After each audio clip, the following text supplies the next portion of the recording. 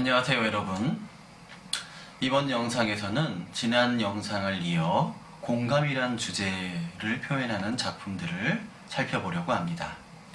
그런데 지난 영상에서 봤던 그 공감은 따뜻한 마음으로 상대를 배려하는 그런 공감의 작품이었다면 이번 영상에서는요, 사회의 부조리 앞에서 아주 냉철한 비판 정신을 드러내는 그런 공감과 관련한 작품을 보도록 하겠습니다. 우리가 살펴볼 작품은 사면 김창흡의 작품입니다. 시를 복경적으로 살피기에 앞서 작가와 작품에 대해 잠시 소개를 드리면 다음과 같습니다. 사면 김창흡은요, 자가 자익, 호는 사면이고 시호는 문강입니다. 아주 서리빨 같은 기상으로 청나라의 굴복을 반대했던 청음 김상원의 증손이면서 또 노론 사대신의 한 사람이었던 김창집, 그리고 조선 후기 낙론을 이끌었던 김창협의 동생이기도 합니다.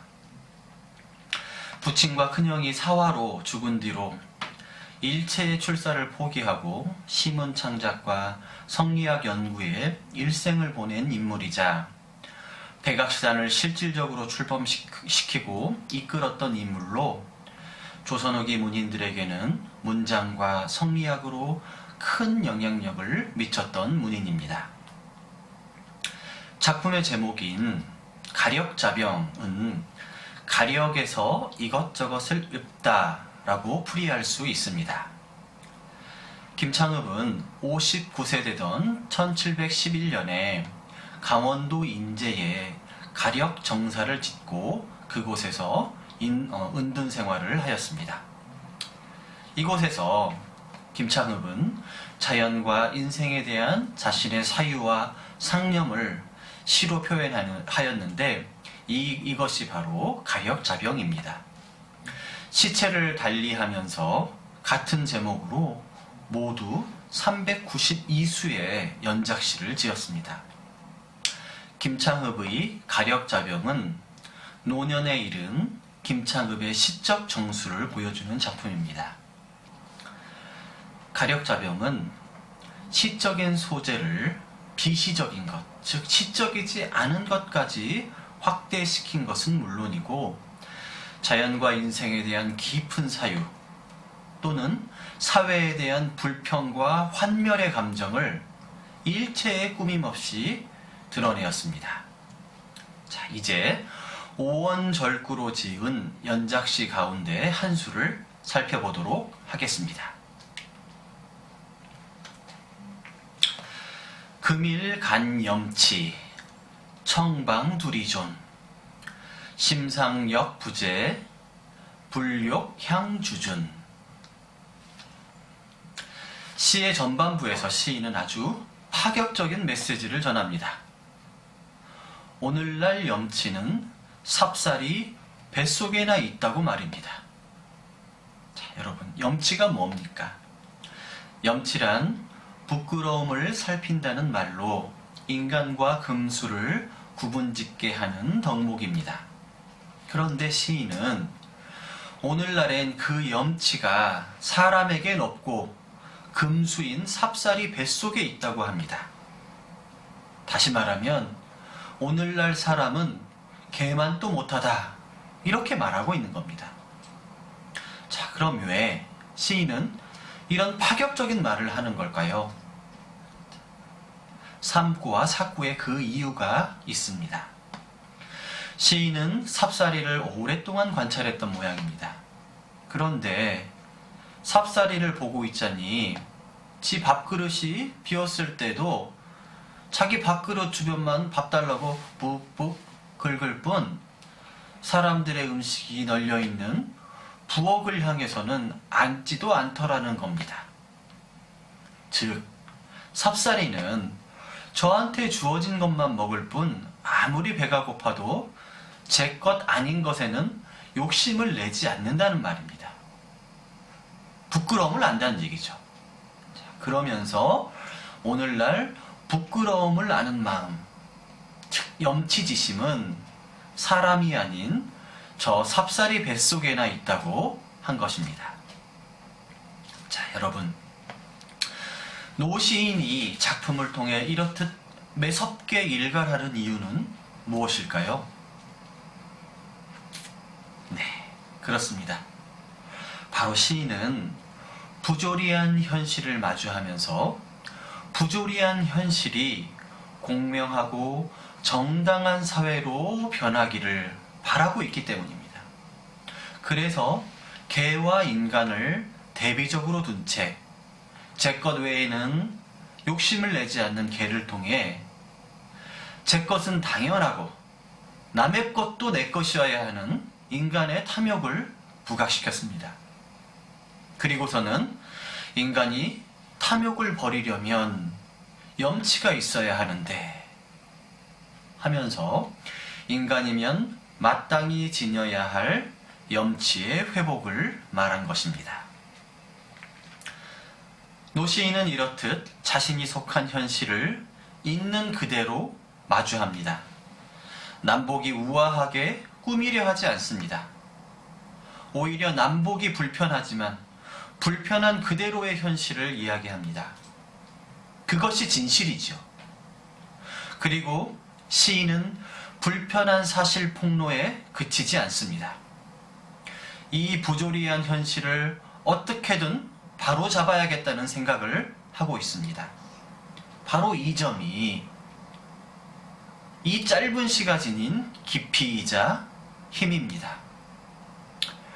노시인의 카랑카랑한 음성이 들리는 듯한 이 작품은 오늘을 살아가는 우리에게도 당신이 마주한 혹은 앞으로 마주할 부조리 앞에서 공정함을 위해 당당하게 맞서라고, 당당하게 마주하라고 권하고 있습니다.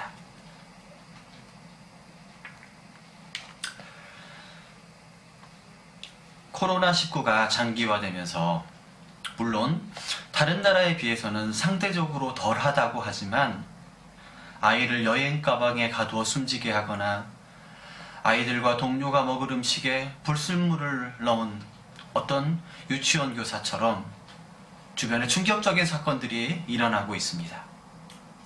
물론 범죄를 저지른 사람이야 더 말할 것이 있겠습니까? 그런데 이런 범죄가 우리 사회에서 지속적으로 최근 더 자주 발생하는 이유는 무엇일까 생각해 봐야 됩니다. 그리고 이 문제를 우리 사회가 안고 있는 구조적 문제의 수준까지 확장하여 살펴야 합니다. 개인의 문제로 치부하지 말고 우리 구조적 문제로 확장하여 살필 수 있을 때 비로소 근본적인 해결의 실마리도 마련될 수 있을 것입니다. 이와 관련하여 개인적 차원에서도 사회적 차원에서도 우리가 곱씹어 볼 가치가 바로 염치가 아닌가 합니다. 차마 그런 짓은 말아야지 하는 생각. 이 생각이 한 개인의 윤리를 이끌고 그 생각들이 모여 사회적 윤리를 만들어가며 나아가서는 그런 염치지심을 가진 사람들이 사회를 감시하고 새롭게 만들어갈 수 있습니다. 사실 K방역이 지금까지도 전 세계적인 모범이 되고 우리나라가 이렇듯 세계에서 독보적인 모습을 보여주는 데에는 여러 가지 원인들이 있을 수 있지만 저는 이 가운데 우리 국민 모두의 마음속에 있는 염치지심이 아주 핵심적인 역할을 했다고 생각합니다. 제 아무리 정부에서 구체적인 계획을 세우고 국민들에게 동참을 호소한들 개인들이 동의하지 않으면 모두 무용지물입니다. 그러나 국가에서 원칙을 정하고 동참을 호소하는 것은 모든 나라에서 할 수 있는 거예요. 그런데도 우리만 이렇게 특별한 성과를 내는 것, 그 이유는 뭘까요? 저는 여기에 유학에 기반한 염치지심의 발로가 크게 작용했다고 생각합니다. 제가 이렇게 생각하는 데에는 지금 코로나 상황에서 우리처럼 우수한 혹은 모범적인 사례를 낳는 국가들이 과거 유교 국가였던 대만, 홍콩, 싱가폴 등의 나라들이기 때문입니다.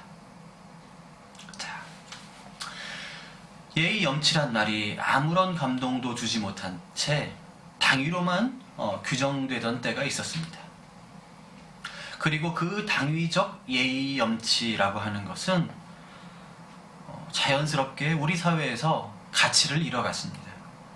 그런데 요즘을 보고 있자면 예의는 차치하고라도 이 염치라고 하는 가치는 개인과 공동체의 가치 조화가 문제가 될 때 아주 중요한 역할을 할 수 있다는 생각이 듭니다. 서구 국가의 어떤 이들이 마스크 쓰지 않을 권리를 주장할 때 우리는 거의 모두가 자발적으로 마스크를 썼던 것은 나의 감염이 우려되는 측면도 있지만 내가 남에게 피해를 줘서는 안 된다는, 곧 그런 행위는 참아해서는 안 되는 부끄러운 짓이라는 그런 생각이 있었기 때문입니다. 이런 점에서 오늘 본 김창흡의 시는 코로나19의 힘겨운 시기를 지나고 있는 우리에게 염치라는 가치에 대해 나아가 우리가 새롭게 만들어갈 개인과 공동체의 가치에 대해 많은 생각을 하게 합니다. 오늘 또 한시 작품을 통해 아주 소중한 생각들을 여러분들하고 나눌 수 있어서 정말로 행복했습니다. 감사합니다.